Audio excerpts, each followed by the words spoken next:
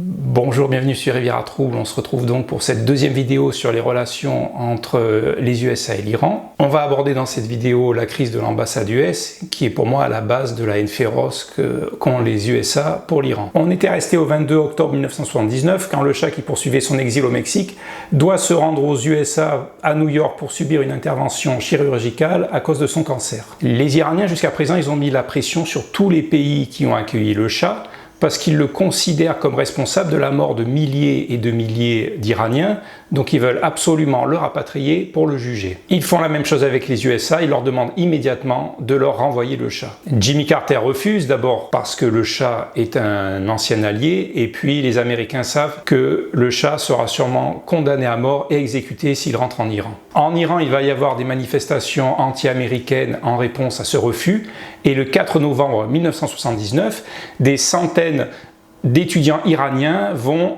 investir les jardins de l'ambassade US. Dans cette ambassade américaine à Téhéran, il y a bien sûr une petite activité d'espionnage et des membres de l'ambassade vont décider de faire brûler des documents compromettants et pour aller plus vite, ils vont les brûler directement dans des corbeilles à papier. Les étudiants qui sont dans le jardin, en voyant de la fumée qui s'échappe des fenêtres, comprennent qu'on est en train de faire disparaître des preuves, et là ils décident d'envahir l'ambassade. C'est le début de la prise d'otage qui va durer 444 jours. Il y a 63 Américains qui sont pris en otage, auxquels vont s'ajouter 3 autres Américains qui vont être capturés dans un autre ministère, dans un autre endroit de la ville. Dans les semaines qui vont suivre, 14 otages vont être libérés, et finalement c'est bien 52 otages qui vont rester prisonniers 444 jours. Les revendications des Iraniens, elles sont très simples: rendez-nous le Shah et nous libérons tous les otages. Les Américains, ils vont réagir très vite. D'abord, ils vont lancer un embargo sur le pétrole iranien et ensuite ils vont geler 12 milliards de dollars d'avoirs iraniens qui se trouvaient dans des établissements financiers aux États-Unis. Quelques mois après, en avril 1980, la situation n'a absolument pas évolué.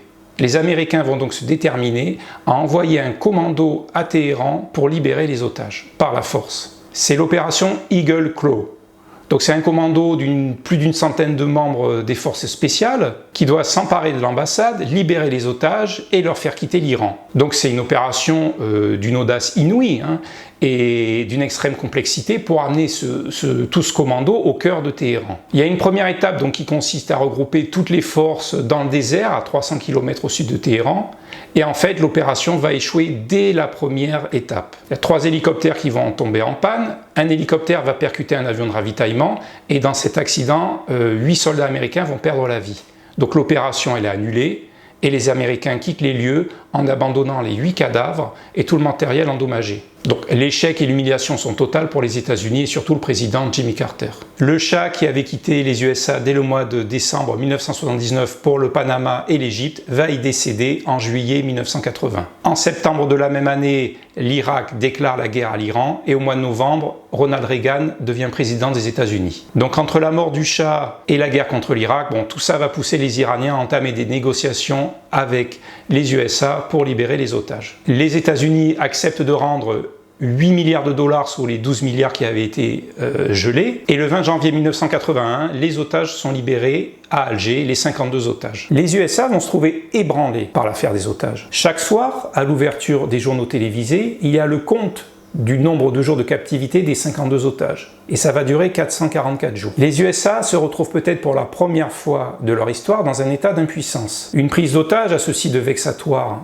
et de paralysant qu'elle vous met à la totale merci de la volonté du preneur d'otages. D'ailleurs, c'est les Iraniens qui vont choisir le jour de la date de libération, le 20 janvier 1981, qui correspond au discours d'investiture du président Ronald Reagan. Donc ils vont punir Jimmy Carter, qui a refusé de leur livrer le Shah, en le privant de tout prestige dans la libération des otages. Les États-Unis ont déjà vécu des moments de mortification dans leur histoire, comme l'attaque de Pearl Harbor en 1941, mais c'est dans l'action qu'ils s'étaient vengés et qu'ils avaient lavé l'affront. Et là, dans l'action, c'est l'opération Eagle Claw, qui est un échec total et retentissant, qui rajoute à la honte de la nation. De même, on a beaucoup parlé de l'humiliation de la guerre du Vietnam, mais au final, les États-Unis vont jamais vouer une haine totale à la République socialiste du Vietnam, parce qu'ils ont quand même réussi à infliger à leurs adversaires des pertes matérielles et humaines absolument abominables. Les GI ont pu se battre sans aucune entrave. Alors oui, il y a une très grande amertume vis-à-vis du Vietnam, mais il n'y a pas un sentiment d'avilissement. Et puis les Américains, ils ont aussi purgé leur ressentiment grâce à Hollywood, qui a inventé le mythe du vétéran du Vietnam, qui est pratiquement un surhomme, un super-héros. Les États-Unis n'auront jamais l'occasion d'en découdre directement avec l'Iran, donc pendant 40 ans, ils vont infliger à ce pays des brimades économiques et ils vont l'isoler du reste du monde. C'est ce que nous allons voir dans la 3e vidéo de notre série sur les relations entre l'Iran et les États-Unis. Voilà, j'espère que cette vidéo vous a plu. Si c'est le cas, je vous remercie de la liker, je vous remercie de vous abonner à la chaîne pour la soutenir. Je vous dis à très vite. Allez, salut à tous, salut, ciao.